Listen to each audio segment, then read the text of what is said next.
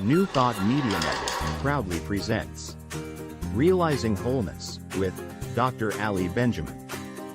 Thursdays at 7 p.m. Mountain Time. Live on New Thought Media Network and YouTube.com. Now, let's join Dr. Ali in Realizing Wholeness.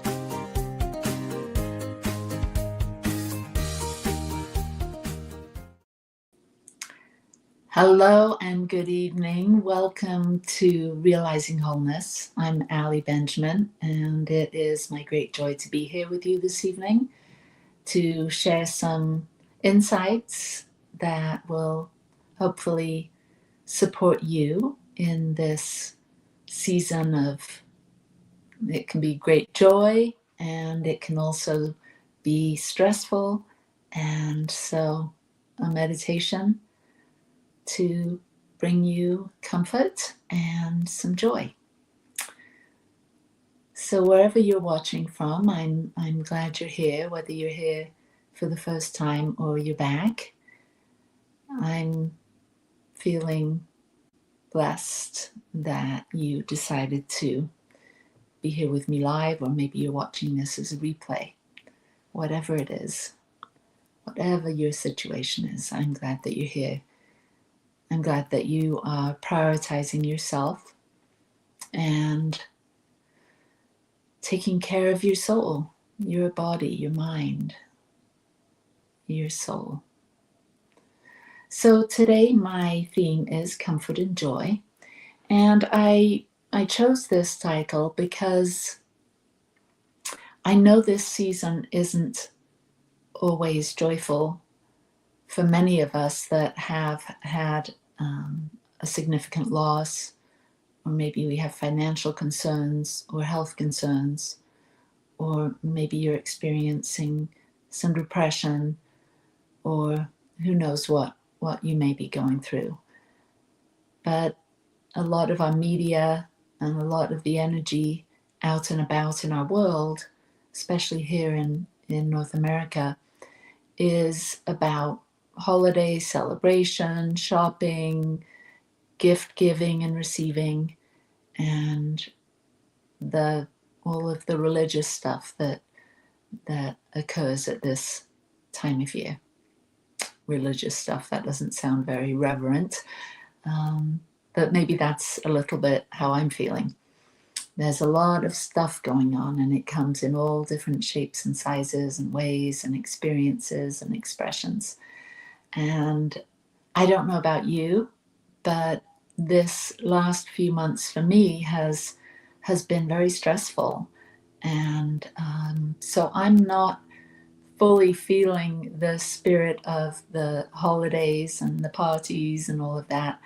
I am looking more to find peace and comfort, and that usually for me leads to some joy.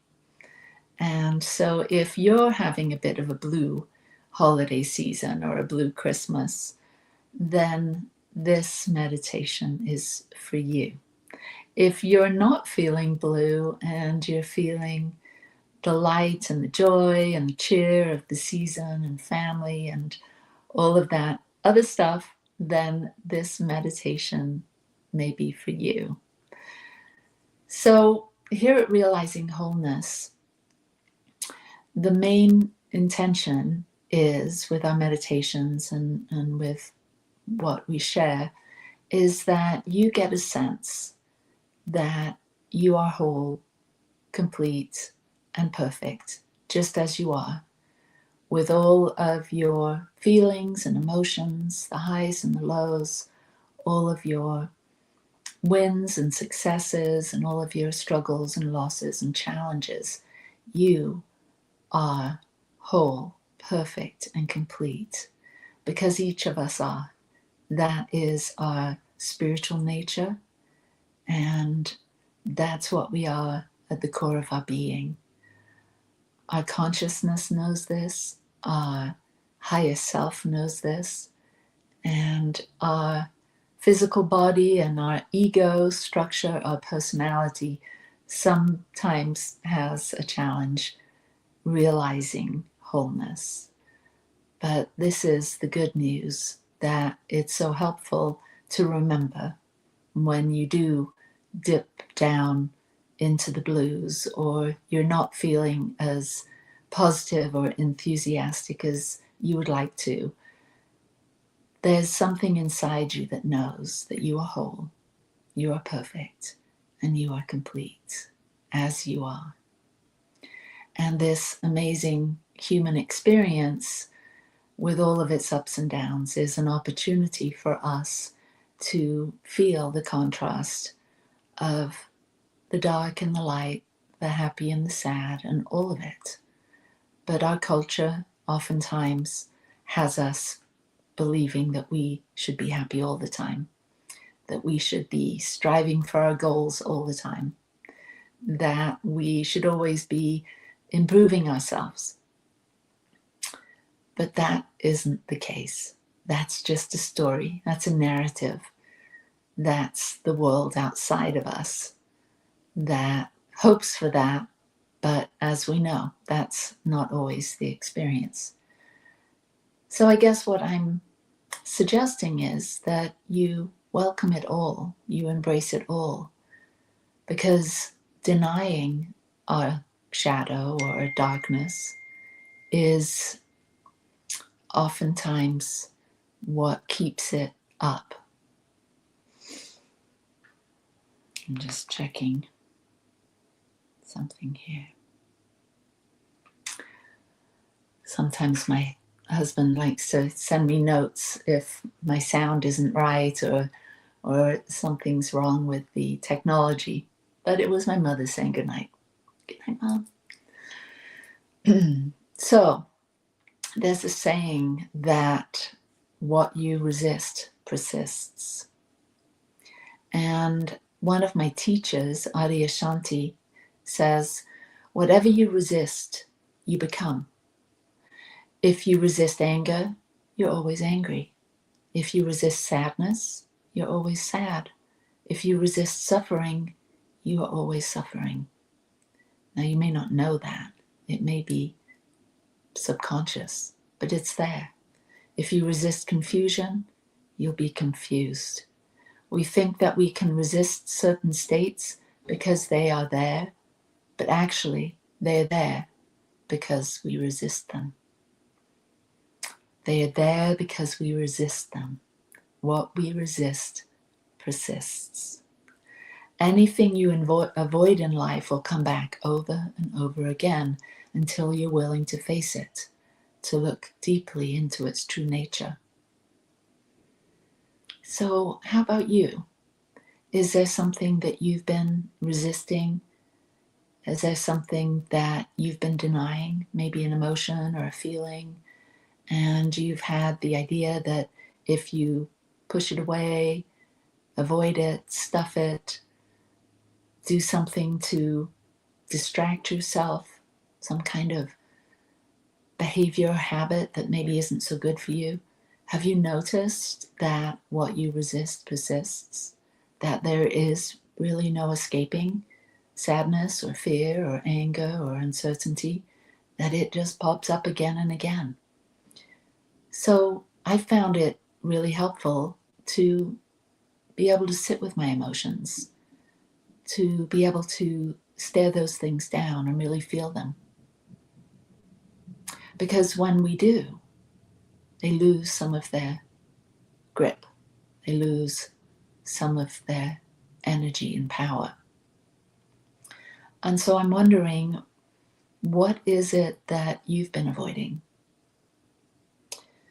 I know for me, recently, navigating my emotional landscape has been very challenging. 2 weeks ago, yesterday, my son had a terrible, horrifying incident. His van that he was driving caught fire, and my son is in a power wheelchair and was unable to get out of his van.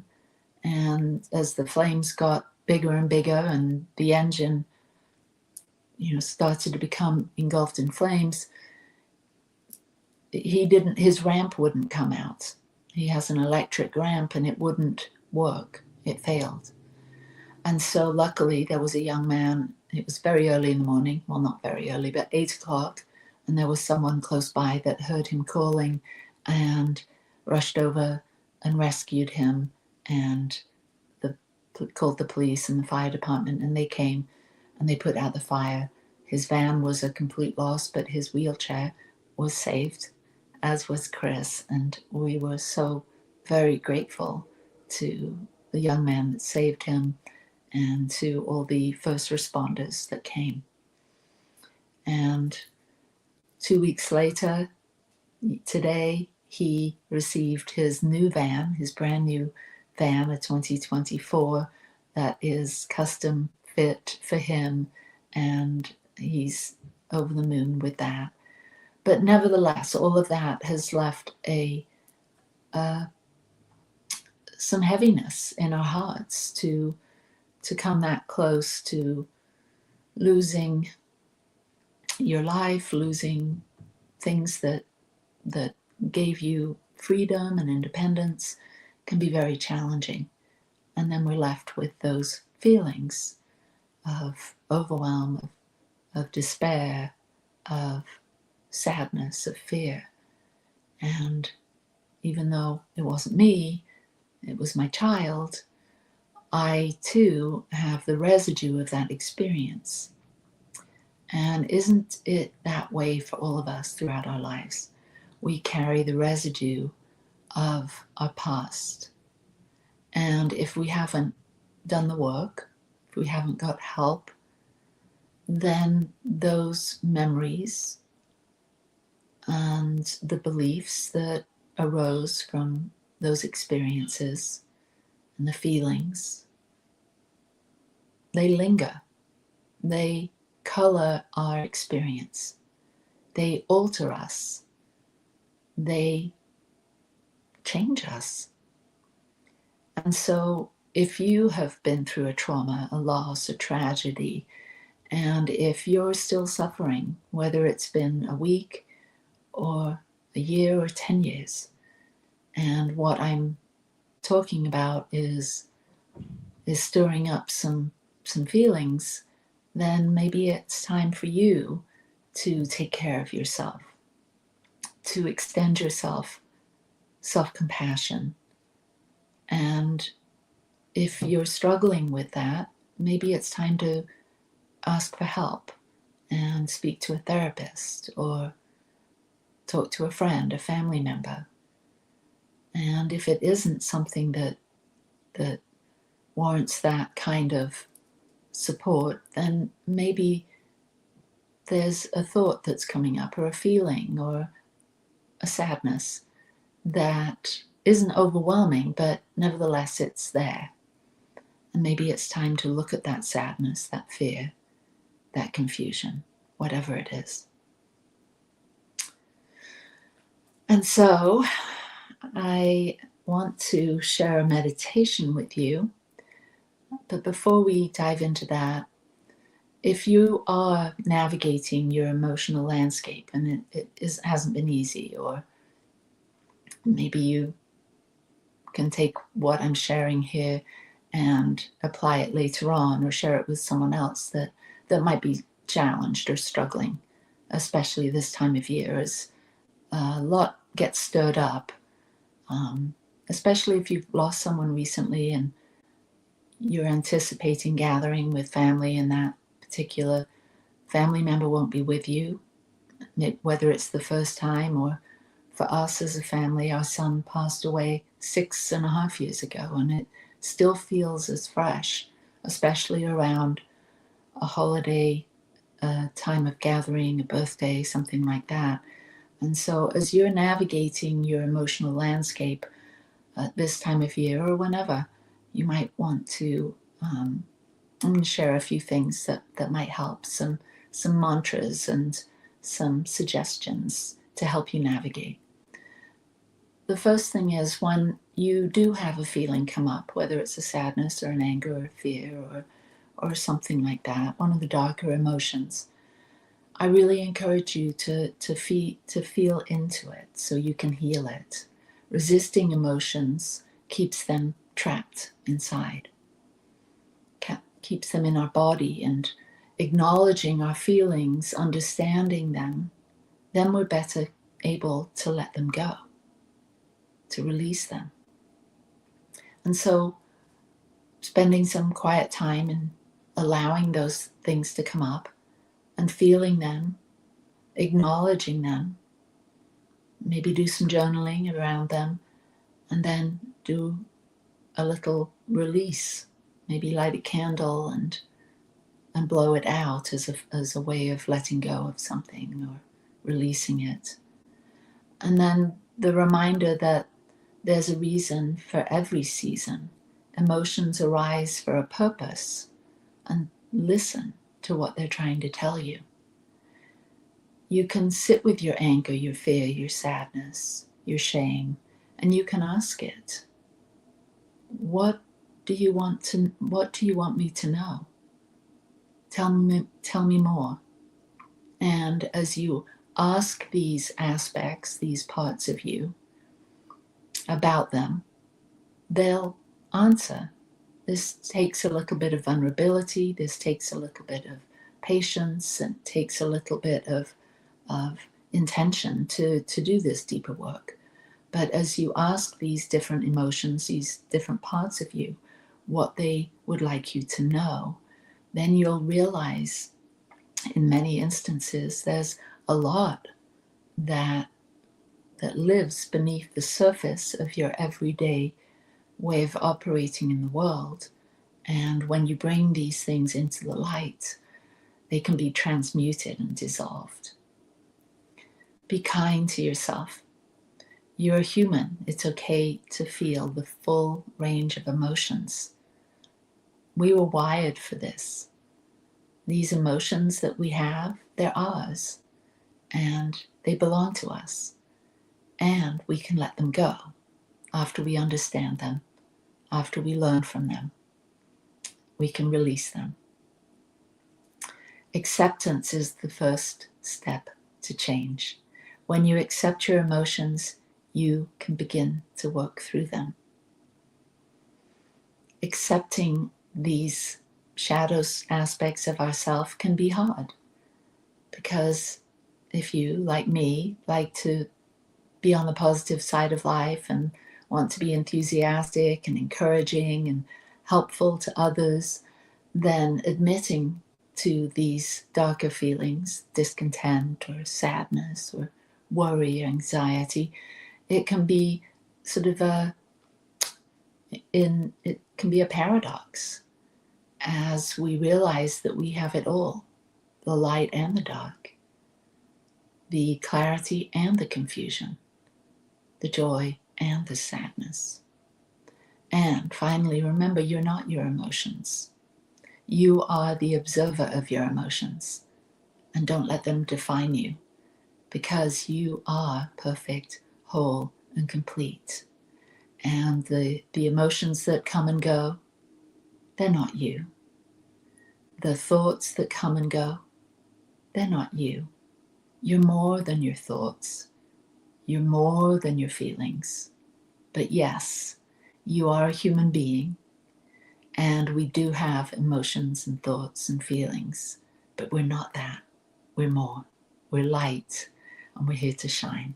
So let's go into meditation and explore this a little deeper. Closing your outer eyes and turning your attention inward, and feel the oneness, the interconnectedness, the interrelatedness, this thread that connects us all. And feel this connection to all people, to all life around our earth home. This world was made for you. This world was made for me. Follow your breath and turn inside, inside and down, and deepen into restful ease. Drop into the present moment, into the silence, into the holy presence. Orient yourself to your North Star, that light within you,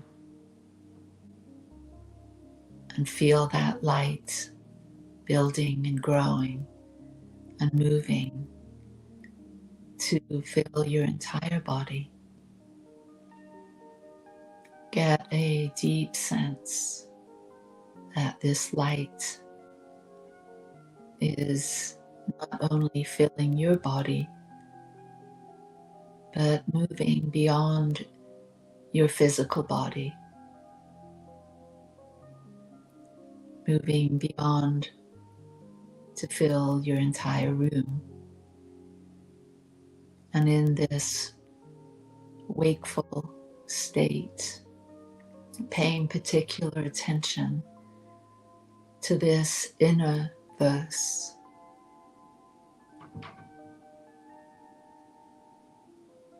This wakeful attention. Bring this light into the depths of your being, into the deep inner quiet, the womb of the universe within you. As you withdraw from the outer world and you turn within, you return to this now moment, blend and merge and join and become intimate with yourself in this moment, the seat of your soul, the depths of your consciousness, where you hold everything, your past, your present, your future. It all exists right here, right now. All of the feelings that you've ever felt, the emotions, the experiences, they live within you. Maybe ask yourself, what does this deeper dimension of my being, this stillness, want me to hear? What does it want me to know? And as you listen, as you lean in and listen, what does your higher self, the light within you, your divinity, want you to know in this sweet darkness, this womb of creation within you? Listen. Allow it all. Make room for the light and the dark, trusting and knowing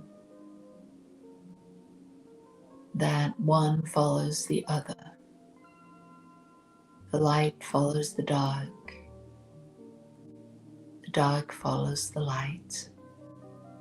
And you, me, we are made for this. We are equipped to navigate the highs and the lows, the ups and the downs. Take a breath and relax.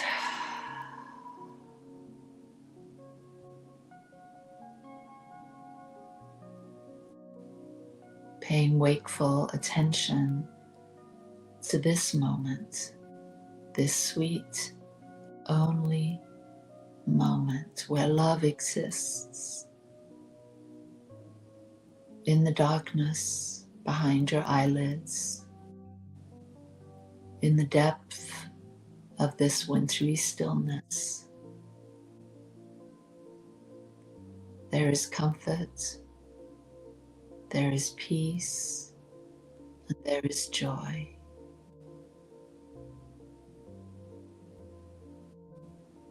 In your aloneness and in your togetherness,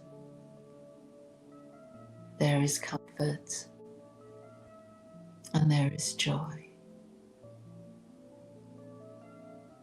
In the stillness and in the hustle and bustle, there is comfort, there is peace, there is life, there is light. It's all here.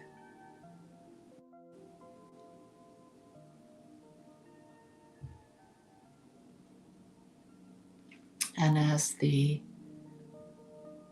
shaman, the medicine man, said to the student that he was teaching, he said, there are two wolves that live within you, within your heart. The dark and the light, the angry and the loving. And they are fighting. And the student said, well, which one? Which one wins? And the teacher said, the one that you feed. The one that you feed. So in this moment, as you've looked at both sides, I trust and know that you will feed the light, the joy, the love,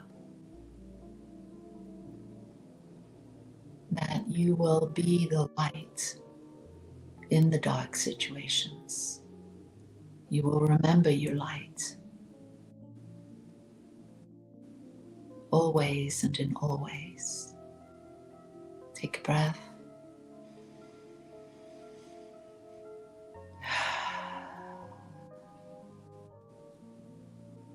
Place your hand on your heart, acknowledging this introspection, this time of reflection, of deepening, of waking up, of being a light.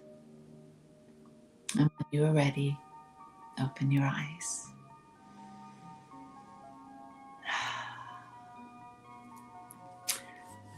Peace and blessings to you. Namaste. I trust this holiday season will be a blessing for you, that you remember that you are loved, you are lovable, and if you need support in any way, don't hesitate to let us know. We've got prayer practitioners here, and we would love to support you. You can email us at the Satya Center at gmail.com, or you can go to our website, Satya Live, satyalive.org. Peace and blessings to you. Happy holidays, and I will see you next week.